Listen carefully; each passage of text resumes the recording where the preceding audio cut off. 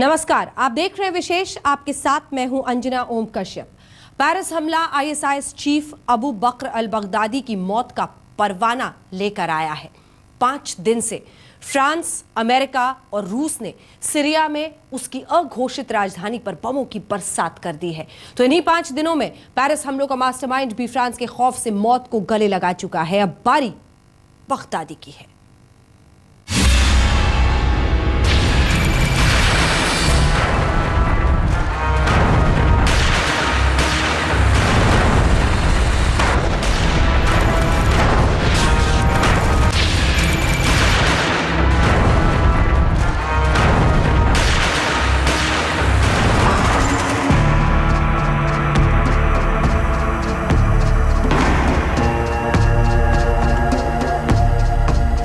बस 5 दिन बीते और पेरिस पर आतंकी हमले के मास्टरमाइंड अब्दुल हमीद अबाउद की खुदकुशी की खबर आई।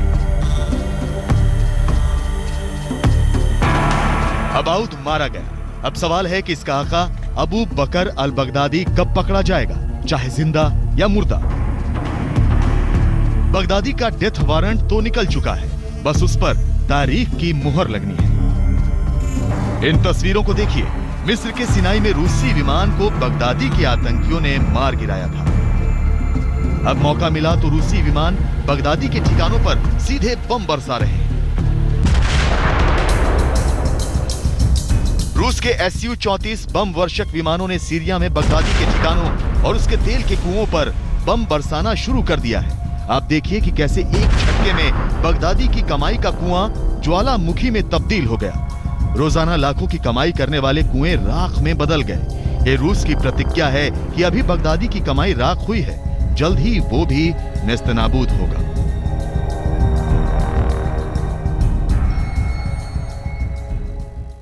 Воздушной операции проводится первый массированный авиационный удар по объектам ИГИЛ на территории Сирии.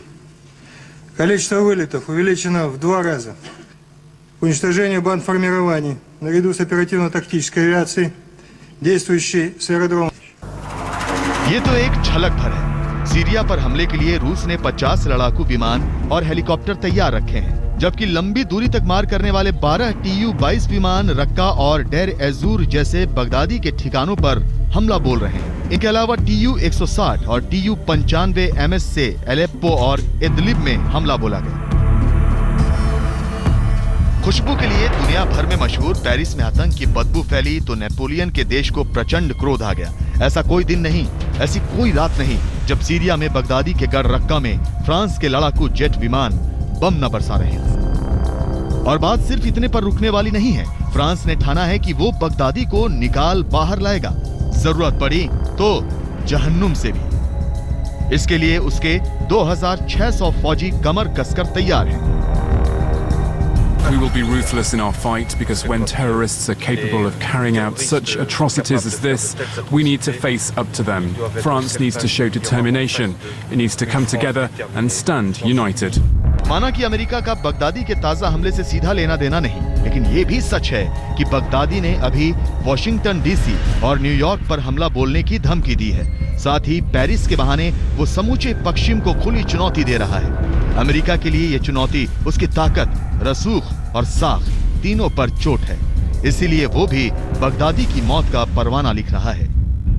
The strategy that we are putting forward is the strategy that ultimately is going to work. But as I said from the start, it's going to take time. And what's been interesting is in the aftermath of Paris, as I listen to those who suggest something else needs to be done, typically the things they suggest need to be done are things we are already doing. जब 3 बड़ी ताकतों ने हाथ मिला लिया तो Baghdadi के लिए ये उल्टी गिनती की शुरुआत है। बगदादी का दाहिना हाथ और पेरिस को खूनी आतंक का आंसू रुलाने वाला अबाउद बस 5 दिनों में मारा गया। न्यूयॉर्क के ट्विन टावर पर हमला बोलने और पहली बार अमेरिका को आतंक की नर्क में धकेलने वाला ओसामा बिन लादेन भी मारा गया था। 10 साल लगे वो दूसरी बात है, लेकिन सीरिया, इराक, लीबिया से आगे पश्चिम के देशों में भी बेगुनाहों का खून बहाने वाले बगदादी के लिए ताकतों की तिकड़ी इतना लंबा समय देने को तैयार नहीं है। पहली बार इन तीनों के सामने एक ही दुश्मन नज़र आया है, देखिए खतरा पैदा हुआ है, तो वो उस खतरे के होने से एक साथ हो गए हैं। आप जानते हैं कि अभी सीरिया पर जो रूस से मदद करने गए थे सीरिया को कुछ दिन पहले, पेरिस की दुर्घटना के पहले, और अमेरिका उसका विरोध कर रहे थे। अमेरिका उससे और रूस अलग अलग कैंप में थे, शिविर में थे। अब एक साथ मिल गए हैं, एक कॉमन एनिमी, एक पारस्परिक दुश्मन आ गया उनके सामने। साफ है कि बगदादी के अंत की शुरुआत हो चुकी है। पेरिस हमले के जरिए उसने खुद अपनी मौत के वारंट पर दस्तखत कर दिया है। अनुज जैन रोहतगी के साथ संजय शर्मा, दिल्ली आज तक। फ्रांस ने इस खबर पर मुहर लगा दी कि सेंट डेनी में हुई जवाबी कार्रवाई में हमले का मास्टरमाइंड अब्देल हमीद अबाउद मर चुका है। पेरिस हमले के बाद ताकतवर देशों ने आतंकवाद से लड़ने की मजबूत राजनीतिक इच्छा शक्ति जाहिर की है। अब लगने लगा है कि बगदादी की मौत भी दूर नहीं।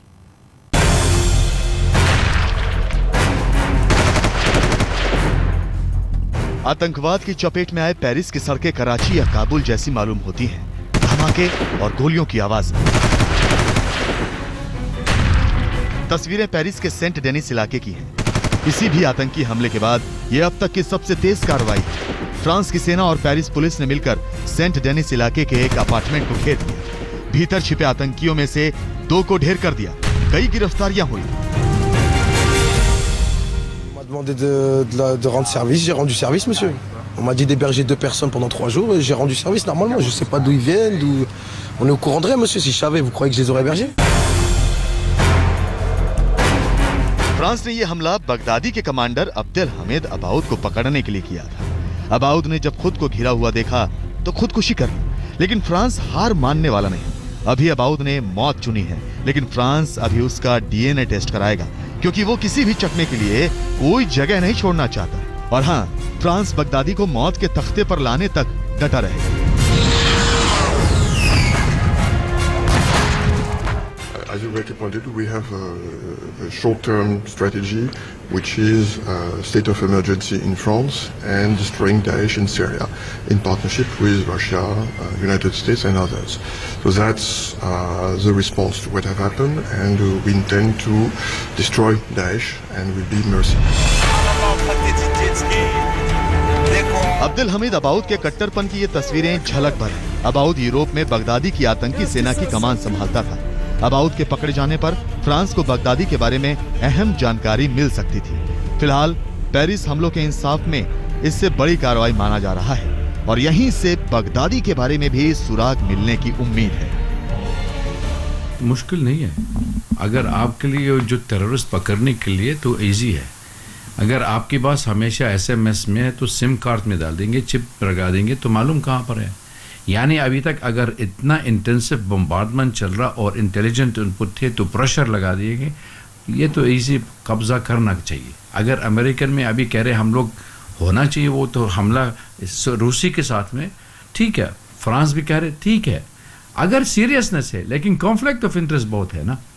अमेरिकन उसकी ऑब्जेक्टिव अलग है, रशिया के ऑब्जेक्टिव अलग है, फ्रांस में ऑब्जेक्टिव अलग है। बगदादी के इशारे पर अबाउद ने ही पेरिस हमले की साजिश बनाई थी। उसने हमले के लिए पूरी फंडिंग की, साथ ही हमले की पूरी मॉनिटरिंग भी की। अबाउद पेरिस में पहले भी सीरियल ब्लास्ट की नाकाम कोशिश कर चुका है और हाई स्पीड ट्रेन पर हमले की नाकाम कोशिश भी। फ्रांस की कार्टून मैगजीन चार्ली एब्दो पर हमले का मास्टरमाइंड भी अब्देल हमीद अबाउद ही था। और वहाँ पर उन्होंने ये दायक है जो मैगजीन जो दाश वाली का मैगजीन है, खुद इंटरव्यू भी किया। वो कह रहे आप कैसे सीरिया में आ गया था, कह रहे जैसे मैं आ गया था हम लोग वापस किया था। I am a fox, nobody can find me. और ये इंस्ट्रक्शन वो सिक्योरिटी इंटेलिजेंस दे दिया था, इराक, तुर्की, ये नाम भी दिया। अगर आपके लिए इतना इंफॉर्मेशन आ गया और कब्जा भी नहीं किया था, there is a security lapse. फिलहाल अबाउद की मौत जांच के दायरे में है। उसका डीएनए टेस्ट होने के बाद तय होगा कि बगदादी का ये जल्लाद जनरल बच निकला या मर चुका। लेकिन पेरिस हमले के हफ्ते भर के भीतर फ्रांस की कार्रवाई ने तय कर दिया कि बगदादी के कमांडर हों या खुद बगदादी, फ्रांस, रूस और अमेरिका ने मिलकर सबका डेथ वारंट निकाल दिया। पेरिस में स्मिता शर्मा के साथ अनुज जैन रोहतगी और संजय शर्मा, दिल्ली आज तक।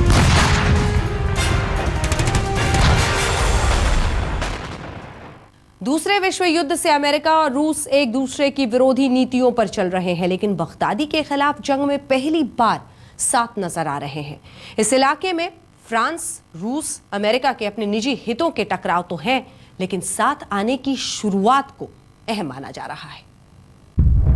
क्रेमलिन और व्हाइट हाउस का ये साथ ऐतिहासिक है। दोनों द्वितीय विश्व युद्ध से निकले तो शीत युद्ध में दाखिल हो गए, लेकिन पेरिस में दहकती आतंक की आग ने दोनों देशों के बीच जमी बर्फ को पिघलाने का काम किया है।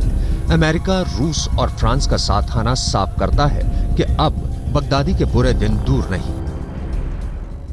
पहली बार हो रहा है सेकेंड वर्ल्ड वॉर के बाद कि रूस, फ्रांस, अमेरिका और वेस्टर्न यूरोपियन देशें वो सब मिलकर के एक गुट बन गए हैं। इसके साथ आप औरों को भी जोड़िए, कुछ जो मिडल ईस्ट के जो लोग हैं, मिडल ईस्ट के देश हैं, ईरान भी इनके साथ ही होगा अगर अमेरिका अपनी दुश्मनी उनको उसके साथ अपना बैर जो है उसे कम कर ले। अमेरिका, रूस और फ्रांस के हवाई हमलों के चलते आईएस के सैकड़ों कमांडर रक्का छोड़ इराक के मोसुल शहर भाग गए हैं। पिछले 3 दिन में 33 से ज्यादा आईसिस कमांडर मारे जा चुके हैं। रूस के मुताबिक हवाई हमलों में आईसिस के तेल कुओं और तेल टैंकरों को निशाना बनाया गया है ताकि उसकी आमदनी का सबसे बड़ा स्रोत बंद किया जा सके। इन हमलों में अब तक 500 तेल ट्रक तबाह किए जा चुके हैं। ये ट्रक सीरिया से कच्चा तेल लेकर इराक की रिफाइनरी जा रहे थे। तीनों देशों के साथ आने से आईएसआईएस के खिलाफ लड़ाई तेज हुई है और आईसिस के तमाम अहम ठिकाने तबाह हुए हैं। शक्तिशाली देशों के आपसी टकराव के कारण ही बगदादी जैसा खूंखार आतंकी इतना ताकतवर बन सका। ये देश अपने अपने हितों के कारण उसकी तरफ से आंखें मूंदे रहे और बगदादी बड़ी ताकत बनता रहा। मध्य एशिया में रूस से उपजे टकराव की वजह से अमेरिका ने ही लादेन और बगदादी जैसी आतंकी ताकतें खड़ी की थी। यूरोप हो या यूएस, आतंकवाद को इस नजरिए से देखते रहे कि उसका असर कभी इन देशों पर नहीं पड़ेगा, लेकिन आतंक का दंश जब अपनी छाती में चुभा तो खतरे का एहसास हुआ। इन ताकतवर तिकड़ियों को पेरिस हमले ने साथ ला खड़ा किया है। आईसिस के खिलाफ हमले तेज कर दिए गए हैं। आसमान से आफत बरस रही है। बगदादी के ठिकाने तबाह हो रहे हैं और उसके कमांडर मारे जा रहे हैं। जिस रफ्तार से बगदादी की पावर सप्लाई काटी जा रही है, उम्मीद है जल्दी ही वो आर्थिक तौर पर अपंग हो जाएगा और लादेन की तर्ज पर जल्दी ही बगदादी की लाश इराक या सीरिया के किसी शहर में सील स्नाइपर्स की बंदूकों की नोक पर टंगी होगी।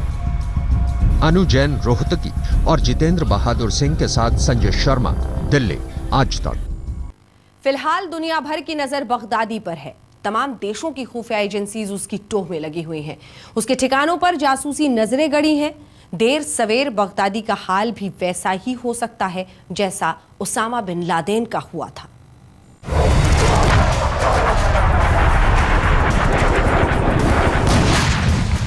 पूरी दुनिया बगदादी नाम के शैतान के खात्मे के लिए एकजुट हो गई है। अब पहली बार उम्मीद जागी है कि बगदादी और उसकी फौज का खात्मा लगभग तय है। बगदादी के तमाम कमांडर रक्का छोड़ भागे हैं और खुद बगदादी भी अंडरग्राउंड है। उसी क्षेत्र में जहाँ सीरिया इराक की सीमा है, सीरिया इराक और टर्की की सीमा है जहाँ मिलती है, मेरे ख्याल से वहीं पर होगा वो। अमेरिकी खुफिया एजेंसियों के मुताबिक बगदादी इराक के दूसरे सबसे बड़े शहर मोसूल से करीब 200 किलोमीटर पश्चिम में अल-बाज नाम की एक जगह पर छिपा हुआ है। अल-बाज की आबादी मुश्किल से 5000 है। कम आबादी के चलते आने जाने वाले हर लोकल शख्स पर नजर रखी जा सकती है। बाहरी लोगों की फौरन पहचान हो जाती है। सीरिया में आईएस के कब्जे वाले इलाके से ये बेहद करीब है। हमले के दौरान बगदादी यहाँ से आसानी से सीरिया जा सकता है। पूरे इलाके में आईसिस के लड़ाके पहले से ही तैनात हैं। अल-बाज के अलावा अमेरिकी एजेंसियां रक्का की कुछ खास बिल्डिंगों पर भी नजर गड़ाए हैं। शक है बगदादी यहाँ भी हो सकता है, लेकिन जहाँ भी हो उसे ढूंढ निकालने के लिए दुनिया की ताकतवर तिकड़ी दिन रात जुटी है। संजय शर्मा, दिल्ली आज तक।